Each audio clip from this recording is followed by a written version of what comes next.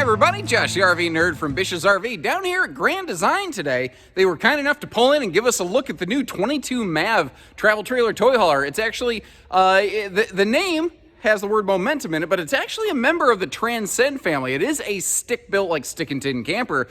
But this is a little bit of a cut apart I've really found from a lot of what I might call the crossover toy hauler travel trailers out there. Like, there's nothing wrong with like the J-Flights, the Grey Wolves, the things like that.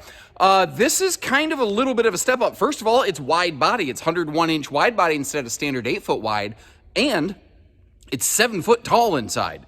That all kind of combines to allow this thing to potentially be able to like park and hold like 4-seat side-by-sides. They made this big toy capable in an otherwise a little bit of a smaller hauler. Now, if we're going to talk towability, you got to make sure you're watching your hitch weight and the total gross vehicle weight on this thing. This is going to be a little bit more than a lot of half tons really should be handling, but the fact is they gave this thing good holding tank capacities. They gave us some serious cargo capacity. Holy crap.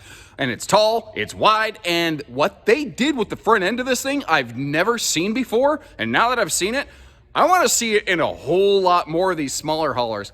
It's not a walk-around bed, certainly not, but what it does allow for is a north-south bed that kind of folds up and gets out of the way during the day. So if you really need to expand your seating space, they've kind of created something very, very interesting here that I've never seen before, and I kind of like it, but I get a little bit biased by the fact that I see the same thing all day, every day. So when I see something a little bit different, a little bit new, I find it like a banana. It's a little bit appealing. Orange, you glad I didn't bust into the puns today? Like an elevator, I'll always let you down. Anyway, it's a cool camper, but the things that make it neat also might be the things you absolutely dislike about this one. So I'm going to try to show you the good with the bad as we go today, show you kind of all the ins and the outs and what it brings to the table, and let you decide if it's the right one for you. And if you appreciate that, hit that like button, subscribe to our videos. Let's hop in there. And you know, I think one of the coolest things about these is that there's just no one way to use them. These are extremely flexible kind of campers, you know, a toy hauler, a crossover, whatever you want to call it like this. There's a bunch of different ways you could use it. Now, the 22 MAV that we're sitting in right now, if you notice, it only has one bench in the back, which is a little irregular as far as toy haulers go. I don't fully know and understand the decision-making process that went in it, because the 27 MAV that's behind us, the big brother, does have the dual beds in the back. This one only has one. I have theories, but the fact is it only has one. Instead, though, what it has is a pair of these free-floating kind of swivel, rocker, and recliner Euro chairs. But one of my favorite things about these is the fact that you don't like them where they're sitting. They don't gotta be there.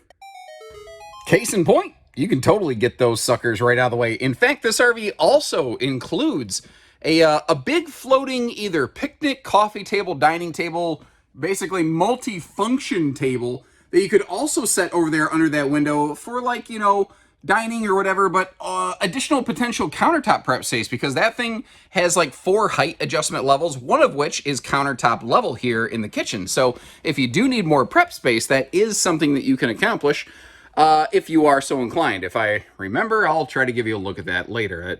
Anytime I say stuff like that, there's a good chance I end up failing. Anyway, one of the things that's cool here, this has a 7-foot ceiling.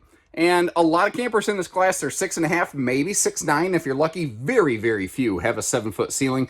The FSX Max is one of the only ones I can think, but it's not wide body like this. So this is a little bit closer to what I call a true toy hauler size. Technically still a little bit smaller, but man, not far off of it. Like it's really starting to flirt with getting the job done there. Now, there is a little theater fold-down armrest in the middle of that, bench seating off to the side. And one of the other things, because this has a 7-foot ceiling, they could include that big, like, more than queen-sized overhead bed right there, and you can still, even at my size, easily walk right under it, which I think is actually very, very cool. In fact, just to kind of give you a little bit of a point of reference here, I'm going to give myself a look from the bottom up. Not the most flattering camera angle, obviously, but the fact is, from a little vantage point and view like this, You can see how it's very easy to set this up from daytime living mode into nighttime sleeping mode. It is way faster, way easier, I think, in my opinion, than like the Happy Jack Power bed lift system. I love this gas strut system. What's funny is it's a classic feature that's being reintroduced to the RV industry. I saw Wolfpack do it a little bit. Now it's kind of starting to trickle down a little bit there. You see we've got the retractable screen wall on the back, and I like that it has locking points. Some of them do, some of them don't. Just depends on which one you're looking at here. This little thing right here is intended to be like a little toe kick. If it's all the way down, you can just kind of, toe kick it up a little bit, which makes life easy. I do recommend not letting it go and, smack against the top of that enclosure. These sit a little bit bigger and taller, so they did go ahead and dovetail them for easier loading, which is nice. And man, they gave us some D-rings all the way up to the front of this sucker over here. We got ourselves the puppy saver, little extra safety nets in the gap between the ramp patio and the door opening. And like I said, there's nothing that says you have to leave the chairs in their default position where they come from the factory. You can bring them out here.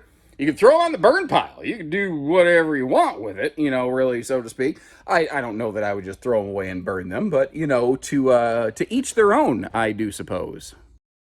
And if you are chilling on those back patio chairs the way I have them set up, this is what you might be looking at here. What is kind of cool, we're backup camera ready, but even RVs that aren't backup camera ready are very backup camera capable. That's just kind of something that gives people the idea, but that's not hard to add.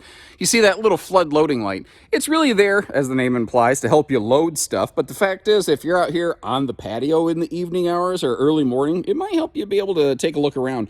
And I'm almost surprising myself over here that I did remember to pull that table out and set it up. Like I said, that has 4 height adjustment levels. I've got it setting at the tallest point right now, which is like countertop height. If you notice, if you want to slide it over next to the kitchen, make it like a peninsula, you could use it like extra prep space. You could make it sort of like an island. Ouch! Oh, I just knee bashed a chunk of metal. You almost heard Uncle Josh use the big swears right there, ladies and gentlemen. Okay, we're going to breathe that one out. Anyway, you get the idea. The table can do a lot of stuff. It could be your dining table, coffee table, picnic table, any table, every table. You could do a hacksaw Jim Duggan atomic leg drop on that sucker and break it. I just would recommend that before you do that. Give it to somebody who's going to use it. TV location on this. You see that white sticker on the wall? It's not awesome, but where else do you put it in this camper? There's really not a good spot for it. But this also, I don't know. This doesn't strike me as the kind of camper somebody's going to buy so they could sit inside and watch TV all the time. Not to mention I got my internet fear rectangle here that can, hook me up with all sorts of entertainment and stuff anytime that I want it. One of the cool things, some decent campsite window coverage, but especially out here on the patio. I mean, depending on where you're at, you could be looking at, a beautiful sunset, or you could be looking at a new factory that Grand Design is building right now. It just all depends on where you're parked at. I don't think they would really appreciate folks actively camping in here, although on a rainy day, the bathhouse is fully enclosed because you can just walk over to the factory bathroom. So, hey, making chicken soup out of chicken poop. That's kind of gross. Anyway, old phrase my dad used to use. Up top here. I think that's his version of when life gives you lemons, but, has that old farmer blood. Because this RV is 7 foot tall, they had the opportunity to give us some maximized storage space. Now, that is a 12-volt DC compressor fridge, and that is a microwave below the stovetop. And there are 0 swaptions available in this kitchen. If you like the kitchen, awesome. If you don't like the kitchen, we need to find you a different RV. But I would, if there are things you like or dislike, drop me a note so we can feed that back to the factory. That would be really, really helpful there. Now, because there's no traditional oven option or anything, something I would like personally to see is to change that 3-burner cooktop into a vertical 2-burner cooktop. And I would actually like it justified on the left, right where this is, because that would give me counter space here, and it would give me counter space on the other side so I could turn my pots and pans handles or set down some, spoons or something like that. So you might wonder, why don't they do that? Because the folks that design this are really crafty. They're really, really good at this. Something I've really learned, especially, I had a decent grasp on RV design and factory practices, but once Bish's RV started messing with our exclusive Go Play series of trailers, I learned so much more on such a deeper level. And basically, even if a factory adds a part that isn't used on every RV. It complicates the build process a little bit. It adds extra time, labor, SKU numbers, and whatnot. And even just the fact that other trailers would have a different stovetop would cause all of the trailers basically to have a slight, negligible price increase. But that kind of stuff adds up. That's why a lot of factories will just very often standardize and use the same things all day, every day. So I don't expect we're going to get a 2-burner stovetop, but I'd like to, do you like that idea? Or what would you like to see here? I'm kind of curious. And that's not convection or anything like that, by the way. Now, moving up front here. This is interesting. You're going to love it or hate it. It's obviously not a walk around. Let's just totally get that out of the way. It is also really interesting. Got a little bit of overhead storage over there. And then basically you've got like a coat hanger drunken octopus hook over there. But that's about it. There's not a lot of storage up here. There's also lights that I forgot to turn on. And while you're traveling, that is where your table and your ladder to get to that upper bunk stow away. It's a little bit different. It's a little bit interesting. It's not going to be for everybody, but it does a lot in an otherwise very small space. Now, in case you're kind of curious, it's pretty easy to put this thing away. Now, I've got to kick you over to wide-angle lens mode for a little bit, because I don't have a camera guy. I do all this stuff myself. It ain't easy, by the way, trying to figure out how to finagle a camera while wrestling all this stuff sometimes. But, it folds away easy. Now, it is a folding, bendy bed. It's not a one-piece Rockwood-style Murphy bed. And the factory mattress, it's barely, if you can call it that, a mattress. It's not great. It's just, that's what a lot of brands do. They don't use a great mattress because not everybody agrees, so they use the cheapest thing they can to give you the idea until you're done. That's just how it goes. And a lot of people say, well, why don't they ship an RV with no mattress? If you've been in RV sales for one day and never saw a person look at an RV with no mattress, they immediately go, what other corner cutters did these cheap people do? Like, there's just no way for a manufacturer to win doing that. Now, you may have noticed how you have the couple drawers under the sofa. That's also where they have one of their heat ducts, because they don't put any heat ducts in the floor. There can be benefits to floor ducted heating, but dude, in a toy hauler, and I say dude just because I don't know your names individually, but dude, in a toy hauler, I don't think heat ducts in the floor ever make sense. Now, this toilet, it needs to get angled. It needs to get angled fiercely and now, because I'm a right-handed person, and it was uncomfortable for my left arm just on that, like, there just ain't space. It needs to get twisted around a little bit, and that would help. However, with the 7-foot ceiling, you've got some excellent headroom up in here. You're never in danger of bonking your noggin in this thing. And, while you're standing there in the shower, depending on where someone else's windows are in their RV, you could literally just sit there and lock eye contact, and, that's how you establish dominance, basically. I learned that from Caesar Milan. It's not about being aggressive. It's about being dominant. Basic fans in here, which, by the way, let me back up just a touch. There's another one of those fans above the kitchen and living area. There's another one of those fans over here above the bed. So none of the fans are big, but you got 3 of them.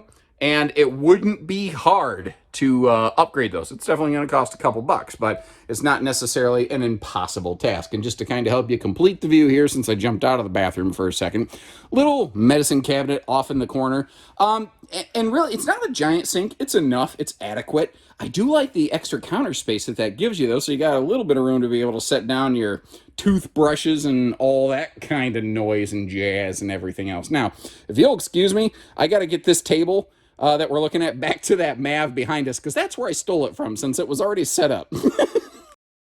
Now, this is generally the point in the video where we talk about towing, and I think it's especially prudent to do on this one, because you're like, ooh, it's only 26.5 feet, and when you look at the dry weight, you're thinking I could yank that all over town with my half-ton. Nah, empty, unloaded, maybe. But by the time you take a look at the hitch weight, especially considering the fact, look at the cargo carrying capacity. This thing can have a ton of weight put into it. Even though it is a little bit short and squat, it is potentially going to muscle out what a lot of half-tons are capable of doing, especially when you start talking about elevation-changing terrain or heavy winds or anything like that. Something that's not quite as obvious until we get dead on the sucker, and frankly, without another camper sitting beside it, I don't know how well you're able to discern this, but this is a 101-inch wide body. It's 5 inches wider than a standard platform travel trailer. So it's 8 foot 5 inches, essentially, 8 foot being a standard body RV. With the full white skin on this thing, though, you don't quite pick that up as much. But that's kind of another thing. I really like the color palette on this. It does come from the Transcend family, and you can kind of see that with the, you know, their different kind of tin skin. But it has its own very different look, which I really respect and appreciate here. And that's not a fiberglass swept nose. That is actually a 0.04 inch thick aluminum sweep on the front, which basically means the entire nose of this sucker is stone guard. Now that is 67% thicker metal on the front than a common aluminum skin travel trailer would have. That would normally mean 0.024 inch thickness on the sidewall. Even here, they're using a 0.03 inch metal upgrade, which it might add a little bit of weight, but I don't think the weight of the skin on this one's really changed the towability factors on it. It does, however, fight heat expansion and contraction a little bit better, so it doesn't stress the seams as much. And another neat little factor on this right here, a little more impact and dent resistant, which is kind of cool. The RV's got some cool qualities, and it's also got a couple kind of things. You notice a total lack of outside storage. This specific travel trailer, not the entire MAV series, just this one, the 22 MAV, has exactly 0 cubic foot of outside storage. That is a bummer. So you are going to have to be a tote warrior, and you're going to have to really rely on the fact that you got that garage space on this one. Now, one of the things you can do, apologies, I don't really plan my videos out. They just sort of take me down the river, so normally I don't go cracking open doors and stuff on camera. But one of the things you can do, if you get a couple totes, you fold that bed up into, daytime sofa mode during the day, and you could potentially use this space up here as like a tote cargo space. Then when you get to your destination, pull the totes out, and then after they're unloaded, just like slide them under the skirt. You know, a lot of people forget that, like, you can do that. And one of the things I love doing whenever I go camping, got an old green Coleman cooler, and we just slide that sucker under the skirt right by the door. That's where we keep the cold drinks outside, so we're not constantly tracking dirt in and out. Not too bad, it works. It's kind of interesting. They don't do a full outside awning light. They do the two, like, flood loading lights on either side of the awning. Does anybody have a camper like this, or one of these? Because there are some of these out there in the field that can leave us a comment and share with us, how well does that work at night? How much, lighting are you actually enjoying? Oh, sorry. Also, up by the steps in the entry door, there is an outside gas grill quick connect just under the skirt line there. So if you do want to pull out a grill or a griddle or something like that, it does have a connect to be able to do so. Now, under the rear tail of this thing, that is actually where they have their little sewer hose caddy tube. Because with exactly 0 outside storage, the last thing I want to do is bring my sewer hose tube inside of the RV and let that marinate in the sun a little bit. Ugh, gross. That's just absolutely gross. The ramp gate on the back here, 3,000-pound loading limit. When it's in patio mode like this, it's got a 1,500-pound limit. The RV is not exactly perfectly level, by the way. That ramp is kind of angling down a little bit, and that's because I just eyeball leveled it and then put the jacks down, so never mind all that. It does not have any sort of steps in the back. Actually, the RV that we're looking at has exactly 0 options. It has as many options as it has outside storage. Pardon me. Killing myself over here. Killing me, Smalls. The ramp on the back, though, with that little swing open tailgate, man, it is just really, really begging for a step on the back there. Now, they have the roll down retractable screen wall, which is cool. There is not a 3 Seasons patio door that fits this size of ramp door opening. So kind of keep that in mind. I'm hoping that changes in time, because I know how many people would love to have one of those. And if that's a question that you were going to ask and I spared you the trouble of doing it, I don't know, click the like button on the video, or just leave me a note. Says, thanks, nerd, or something. I don't know. Leave me some weird emoji. Leave me the weirdest, like, octopus emoji or something like that. I don't know. Anyway, the ladder built right on the side here, which is nice, because then it means, especially with no outside storage, you don't have to store a ladder inside the RV to get around. Now, looking up top there on the roof, pretty straightforward. One of the things that you don't see, though, is what's under the roof line, and that is their radiant barrier covering. I'm not going to sit here and tell you, oh, this is a magic 4 seasons RV, brother.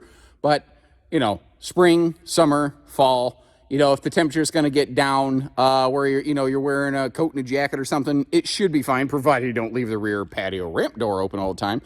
Now, on that note, let's say it happens to rain a little bit, or you tied one on last night and you forgot to shut the ramp door. You were too dizzy to be physically capable of doing so. That's the same, what they call like all-weather ramp door from the Big Brother Full Momentum series. Now, again, really good holding tank capacities on these, but when you look at the spec chart, the gray tanks look like they're out of control. That's because it's, like I said, tanks. It's two. One for the kitchen, one for the bathroom, two separate tanks. They do not cross-plumb together. Kind of keep that in mind. The only sort of outside cavity this RV has whatsoever is the docking station. And I do appreciate that they did manage to at least still include the docking station there. It's also where your battery disconnect and your voltage monitor is for your battery. Keeping an eye on what's going on. Now, keep in mind, remember, up top we got that 165-watt factory solar package, which that's not, you know, there's no inverter on this. It's not the kind of thing that's going to run the air conditioner. And some people might roll their eyes when I say that, but there's a lot of people who don't understand that stuff. So I still try to throw a little bit of that out there as we go here. And overall, man, for what it is, I feel like in an industry of everybody does it the same way, they found a little bit of a space to kind of carve out and call their own here. What do you think? All right. Chime in. I've done plenty of talking so far. Your turn here. If you haven't done so, if you have a chance, you know, grab the keyboard, pull out your phone, leave me a couple comments here. What do you think about it? What do you think about the bed? Anything you're willing to offer. I'm kind of curious. And if you haven't seen it, if you're like, I kind of like what I'm seeing out of this MAV, but I need something a little bit bigger. Parked right there behind it is its big brother, the 27 MAV, and wouldn't you know it, I know a guy with two thumbs, only one of which is on camera, that has a full walkthrough video of that sucker if you'd like to go through that one too. I'll leave you a link in the video description as well to check out a couple other smaller haulers and to see if we have any of these in stock at any of our Grand Design carrying Bish's RV stores. Keep in mind though, Grand Design's policies do prevent us from publishing discounted sale pricing online. Apologies for that, but at least we don't do hidden dealer fees. So if we do get you a reduced discounted sale price, which we don't sell for MSRP, the price is the price. You don't have to add a bunch of crap to it, which is kind of nice. So when you're ready, we're ready. Take care, stay safe, have fun, and happy camping, everyone.